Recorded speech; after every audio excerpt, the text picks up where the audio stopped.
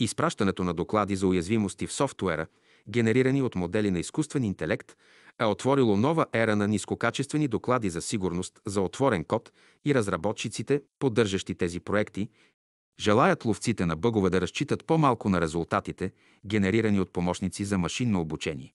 Сет Ларсън, разработчик по сигурността в Python Software Foundation, повдигна този въпрос в публикация в блог миналата седмица, призовавайки тези, които докладват бъгове, да не използват системи с изкуствен интелект за търсене на бъгове.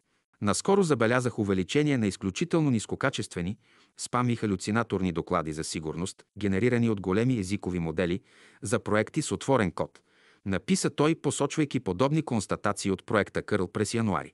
Тези доклади на пръв поглед изглеждат потенциално легитимни и за това е необходимо време, за да се опровергаят. Ларсън твърди, че нискокачествените доклади трябва да се третират като злонамерени.